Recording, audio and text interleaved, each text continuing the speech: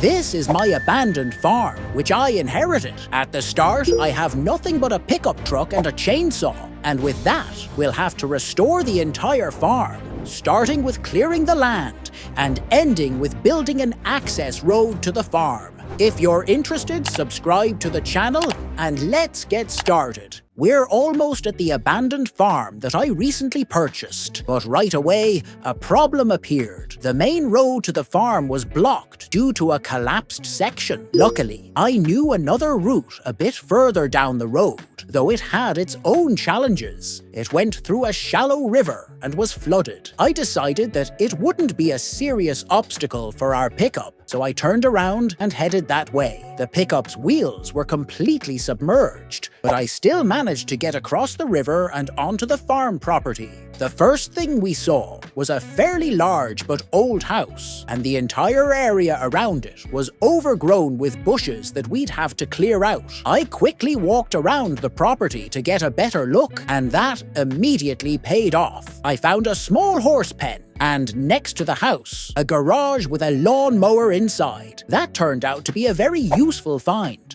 as it would help clear the farm. Unfortunately, the mower had no fuel, but in the corner of the garage I spotted a yellow canister, and it turned out to contain gasoline. I refueled the lawnmower and began mowing the area in front of the garage, as I planned to park the pickup there to keep it out of the open. Once I finished, I parked the pickup in the garage and continued mowing in front of the house. My attention was drawn to a nearby shed. It also had an overgrown path leading to it, which I cleared. When I tried to open the doors, I found an old lock. With some effort, I broke it open and found an old tractor inside. After inspecting it, I realized it was actually in pretty good condition, just a bit rusty from sitting unused. Even better, it started right up, which was great news, as it would be really helpful for restoring the farm. There was nothing else of value in the garage, so I kept mowing the property. While working, I noticed a large barn between the trees,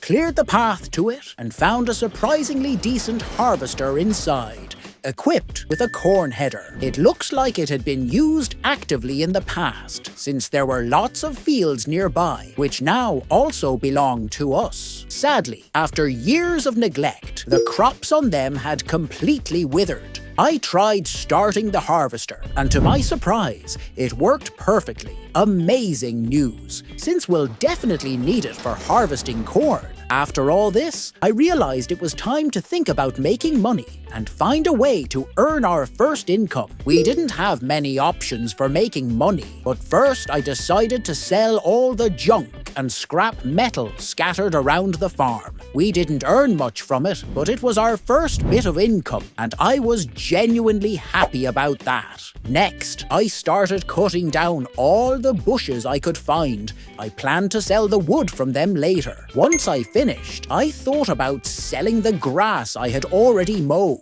But to do that, I needed a trailer, so I got into the pickup and headed to the store. The only road besides the one that crossed the river was completely ruined, and I had to keep swerving around potholes. It took quite a while, but eventually I made it to the store. There, I rented the cheapest trailer available, along with a set of forks to help me load the grass. After picking everything up, I returned home and got straight to work. I managed to completely fill the trailer and took the grass to sell. I earned almost $200 from it, which I thought was pretty good. That amount should be enough to rent a small cultivator, since our main goal for the day was to prepare a field for future planting. I went back home, dropped off the trailer, and headed back to the store. There, I chose a fairly large drum with blades that could shred the dried corn and till the soil at the same time. At first, I tried hooking it up to the pickup to transport it, but the hitch didn't match. So I had to rush home, switch to the tractor, and drive it to the store to pick up the cultivator. When I arrived, I hooked it up, but realized it wasn't in the transport position, so I carefully flipped it onto its wheels. Now everything was ready, and I could head to the field. By the time I got there, it was already starting to get dark, so I decided to postpone the work until morning and went to rest. When I woke up the next day, a strong storm had rolled in.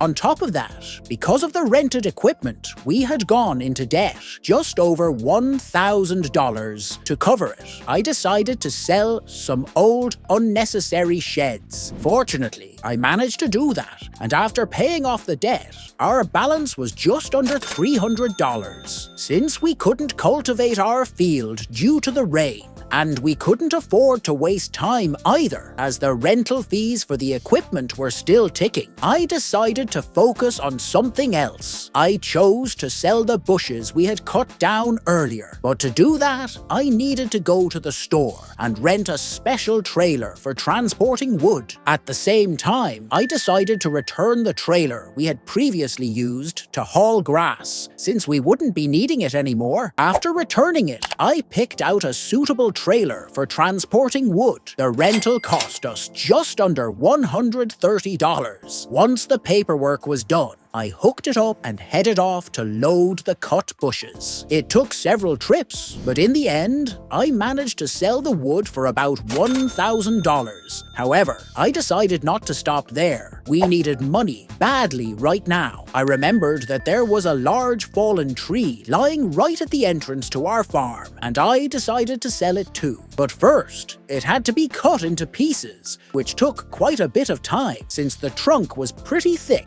and had to be sawed into smaller parts. Once I had cut enough wood, I drove up to the tree with our pickup and started loading it. Honestly, I earned just over $1,700 from selling a single trailer full of wood. That was a very good profit, especially considering the tree was just lying there at the entrance to the farm. But since it had already gotten dark outside, I decided to wrap up the workday and get some rest. The next day, the storm had passed, and the first thing we needed to do was cultivate our field. Even though it's quite large, I decided to start by working only a small portion of it. After all, properly cultivating the entire area would require much more powerful equipment than what we currently have. Without wasting any time, I got straight to work. By evening, the entire field was fully cultivated, and I was feeling extremely tired. So after finishing the job, I parked all the equipment where it belonged and went to rest. The next day, I continued earning money by selling wood. I sold another trailer load, and our balance increased again, this time by about $2,000. When I got back home, I had an idea to buy a couple of horses so that we could later sell them for a profit. I chose one grey horse and one black horse. Both were very beautiful. I think they'll help us earn a bit more money in the future. Since we already had food for the horses, I decided not to waste any time and kept working. Once all the cut wood had been transported and sold, our balance reached just over $9,000. I returned the rented trailer as we no longer needed it, and also returned the cultivator since the field was already fully prepared. After that, I headed back to our property. Since transporting wood turned out to be quite a tiring task, I decided to take a short break. The next day, the main goal was to refill the feeders for our horses, as they mostly eat hay. We needed to stock up a good amount, and luckily, our entire property was overgrown with grass. To avoid wasting too much time using the lawnmower, I decided to head to the store and rent a mower for our tractor. I picked a fairly large yet affordable model and got straight to work. I first mowed the area around the house, then around the sheds, the horse pen, and also around the large barn. As a result, almost the entire farm area was noticeably transformed. The next step was to ted the mown grass so it would turn into hay. For that, I needed a hay tedder, so I returned the mower to the store and rented the necessary equipment while I was there. Once the job was done, we had a large amount of hay that needed to be transported to the horse pen. I went back to the store, returned the tedder, and rented a fairly spacious trailer to move all the hay. After returning home, I parked the tractor and started gathering the scattered hay with a pitchfork. This continued until all the hay had been placed in the horse pen. We even had a bit left over in the trailer. I think it will come in handy during winter if our supplies run low.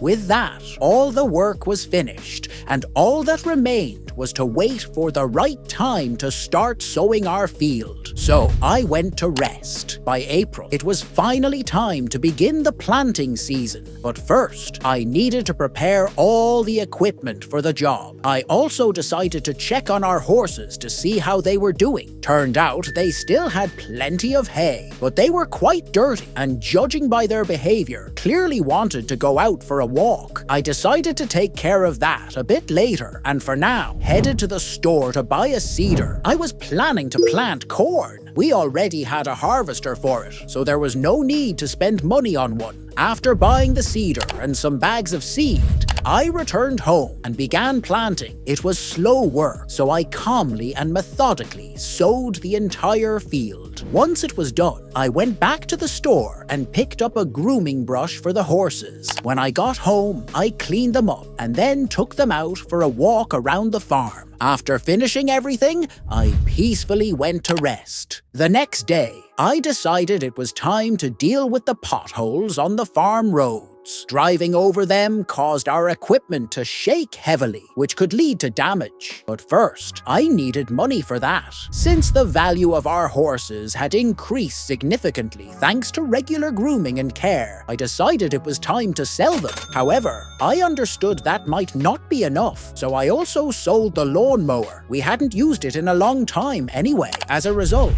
our balance came to just under $3,000. With that money, I bought a wheel loader and a platform for the pickup to transport it back to the farm. After the purchase, we were left with just under $200, but I was really happy that we had enough to cover everything. Now, all I had to do was hook up the platform to the pickup and carefully drive the loader onto it. I did it without any issues and headed home. Since the road was full of holes, I had to drive very slowly and carefully, but I eventually made it to the farm, unloaded the loader, and immediately started leveling the road. After smoothing out one of the bumps, I noticed that the loader's bucket was full of gravel. Not wanting to waste it, I poured the leftover material into the trailer and went off to fill in a trench that had been interfering with access to the farm. Since there was still some straw in the trailer, I first took it to the horse pen, then drove the tractor back to the loader and continued leveling. When I finished fixing the road on the farm, I had accumulated a lot of gravel in the trailer. Since there was still some time left in the day, I decided to fill in that large trench and finally create a proper entrance to the farm. First, I used the loader to level the edge of the drop-off where the collapse had occurred, then dumped all the gravel I had into it. But even after that, the gravel still wasn't enough, and I realized I needed to find a spot where I could dig up some dirt and transport it to fill the road. I decided to use the area where we had previously been cutting trees. After moving all the necessary equipment there, I began filling the trailer with soil and used it to continue covering the trench. By the end of the day, I managed to completely fill the problematic section. However, the road was still uneven and difficult to drive on, so I got back in the loader and started leveling it again. As a result, we ended up with a fairly smooth and convenient road leading to the farm, and I was very pleased with that. Since we no longer needed the loader, I returned it to the store. After coming back, I finally went to rest. It had been a long but very productive day. After a few months, our corn was fully ripe and it was time to begin the harvest. First, I prepared all the necessary equipment. Once everything was ready, I got into the harvester and started collecting the crop. The harvester's grain tank filled up very quickly, so I ran to get the tractor and began unloading the corn into the trailer. Once the trailer was full, I took it to sell. For one trailer load, we earned just over $3,000. Not bad at all. While transporting another trailer, I realized this method would take too long, so I decided to rent larger equipment. I chose a truck with a large trailer, got behind the wheel and headed home, while a worker drove the tractor to the farm. Once I arrived,